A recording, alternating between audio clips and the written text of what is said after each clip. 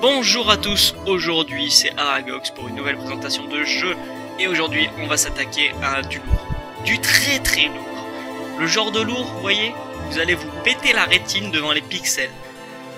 Je parle bien sûr de Might and Magic 7 for Blood and Honor.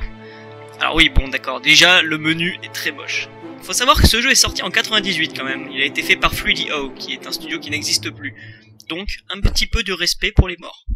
Bref. Ce jeu est un RPG où vous contrôlez un groupe de 4 joueurs. Qu'est-ce que je viens de dire, moi? Un groupe de 4 personnages. Et vous allez devoir les faire s'améliorer et faire votre possible pour finir le jeu avec ce groupe, sachant que vous allez suivre des aventures, aller où vous voulez. Alors c'est un jeu à monde ouvert, ce qui est assez rare pour l'époque, c'est que tout est ouvert, on peut aller partout. Donc il existe 4 races qui vous étaient présentées dès le début, donc les gobelins, les humains, les nains et les elfes. Les classes sont choisies en bas à droite, donc vous avez le chevalier, le clerc, l'archer, le paladin, le druide, le moine, le rôdeur, le sorcier, le voleur. Bon, on va pas faire un tour détaillé de tout ce qui peut se faire dans le menu de création des personnages, mais vous voyez qu'il y a quand même une certaine diversité. Alors, on va se dire, tiens, allez, on va créer un petit groupe, allez. Alors, alors chaque race a ses spécificités, hein, vous voyez bien. Mais un bon nain, ouais. Oh putain, en plus il s'appelle Jean-Pierre. Alors là, par contre, j'ai chopé le bon. Très bien. Alors, on peut choisir sa voix ici.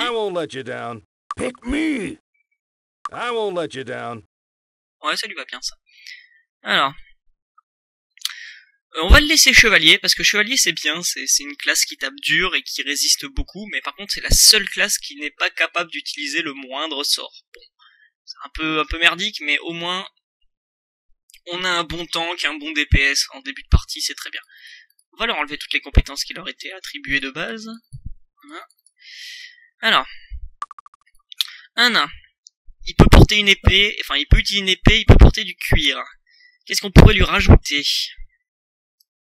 Maître d'armes, ça permet d'ajouter des dégâts. Un gros bourrin ? Non, pas un gros bourrin. Alors déjà l'arc, obligatoire l'arc. Et on va lui passer un boubou. Ouais, c'est bien un boubou. En deuxième. On va prendre un... Ouais, lui il a l'air cool. Quoique... Ouais, non, lui il a l'air cool. D'ailleurs, non, j'ai pas mieux. Ah, voilà. J'ai le petit vieux, c'est bien le petit vieux. Donc lui, c'est cool. Un voleur, non. Alors, il faudrait aller avec un soigneur. Le problème, c'est que j'aime bien les clercs, parce que ce sont les meilleurs soigneurs du jeu, ils peuvent avoir tout ce qu'ils veulent en soins, mais ils ont un petit défaut. C'est le fait qu'ils peuvent pas vraiment être résistants. Alors que le paladin, lui, est un genre de guerrier qui peut, à la fin... Les paladins sont puissants. Les plus puissants choisissent à terme de suivre les chemins de l'ombre ou de la lumière. Donc je sais pas trop, clerc ou paladin, les deux sont de très bons soigneurs, mais disons que le clerc peut devenir grand maître soigneur, alors que le paladin peut juste rester maître. Mais le paladin, lui, peut faire exactement comme le chevalier, c'est-à-dire brûler. Bon, on va prendre le clerc quand même. C'est un peu basique, c'est un petit peu, voilà, mais bon, le clerc, c'est pas mal. Ouais. Qu'est-ce qu'on pourrait aller avec un clerc ? Avec un clerc, on peut donner... Alors, il a masse et corps, normal. Corps, c'est la magie du corps. Donc, le collège du corps. Il existe 3 grandes écoles, en fait. Il existe les écoles, donc la magie élémentaire, donc feu, terre, air, eau. Et il existe les collèges, donc corps, spiritisme et esprit, qui marche sur tout ce qui est un petit peu nawak, quoi. Et ensuite, il y a les chemins, donc le chemin de la lumière et le chemin de l'ombre. Apprentissage, alchimie, réparer, esprit, qu'est-ce que je pourrais prendre ? Réparer, mais réparer quoi ? Les objets. Alors ça, c'est bien, réparer objets. Je pense que je vais lui prendre. En début de partie, ce sera un peu inutile, mais à terme, ça deviendra très puissant. Et on peut lui prendre aussi esprit, bouclier, cuir. Cuir. Méditation, esprit. On va lui prendre esprit. Allez. Voilà. Ça coûte cher la magie, hein. Faut le savoir. Alors en troisième, il nous faudrait un utilitaire. Je vous rappelle que le but est de faire un groupe complet. En utilitaire, on va prendre le rôdeur. Ouais, le rôdeur, ouais, c'est bien, un rôdeur, hein, ça fait un peu tout, donc en utilitaire on peut pas trouver mieux. Alors lui, il aura déjà de base l'arc et le désamorçage. Très très très important. Alors surtout que je suis dans la version française du jeu, comme vous voyez, et il existe un bug dans la version française du jeu. Quel est-il? Le très célèbre bug du vase du seigneur Markham, dont on vous envoie le chercher en fait pour que le voleur puisse passer à un level supérieur, donc il passe de voleur à maître voleur ou brigand, je sais plus. Ça fait longtemps que j'ai pas joué. De toute façon, vu que j'ai toujours eu la version française, j'ai jamais pu avoir le vase, puisque le vase n'existe tout simplement pas dans la version française. Donc ça a mené d'ailleurs à un tauren dans Warcraft 3. Quand vous cliquez plein de fois sur lui, au bout d'un moment il crie « Mais où est le vase du seigneur Markham ?» en référence justement à ce célèbre bug. Donc mon rôdeur, il aura arc et désamorceur. Alors pourquoi arc je le prends direct? Parce que l'arc c'est juste la vie. Alors en dernier, on va pas prendre un... Ah d'ailleurs j'ai pris un nain rôdeur. Un nain rôdeur c'est pas vraiment mon trip, on va prendre un gobelin. Ouais. Ouais, on va prendre une rôdeuse même, voilà. Juste pour faire chier. On va prendre un elfe pour finir. Non, non. Ouais, un elfe, c'est bien un elfe. Un elfe... Oh, elle a une voix cute.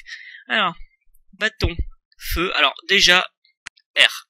La magie de l'air. Obligatoire, c'est obligatoire. La magie de l'air va tout faire dans le jeu. Et l'autre truc qu'on peut prendre... Alors, la magie de l'eau n'est pas vraiment utile en début de partie. On pourra l'améliorer en fin de partie. L'alchimie, qui est très très très important. Voilà. Donc, non, j'aimais bien Jean-Pierre... Hein. J'aimais bien Jean-Pierre. Alors notre clerc, on va l'appeler... Tiens. Allez, les premiers qui me trouvent la référence. Le rôdeur, on va l'appeler... Alors c'est une rôdeuse, du coup on va l'appeler... Ouah, comment je pourrais appeler une rôdeuse de gobelin? Déjà, il faudrait un nom gobelin.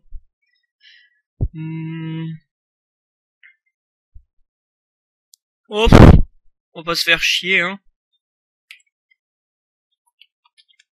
Voilà, Odette. Une elfe qui s'appelle Marjorie. Non mais sérieux. Sérieux. Voilà. Alors, pour finir,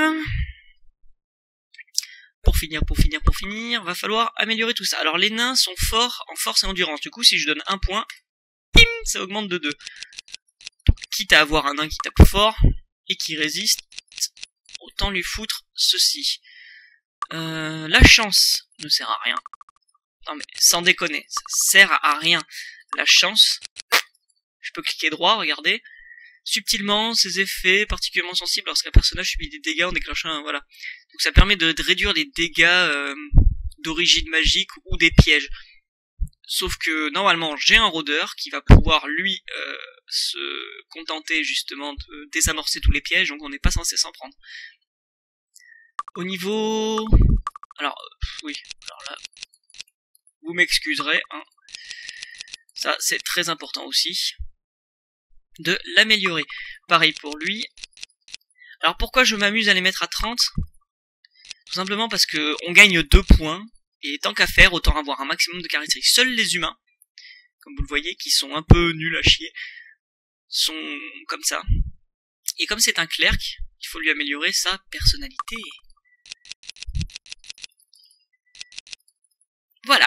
Donc là, j'ai à peu près un groupe que j'aime bien. Alors, vous n'êtes pas obligé de faire comme moi, hein, foutre 30 dès que vous en avez la possibilité. Hein. C'est juste moi, j'ai toujours fait comme ça. Donc voilà. Je ne vous ai toujours pas présenté le jeu, mais c'était la création d'équipe. Vous allez voir les débuts du jeu et le début de mon aventure dans l'épisode 2. Donc je vous retrouve pour la prochaine fois. À la prochaine et au revoir.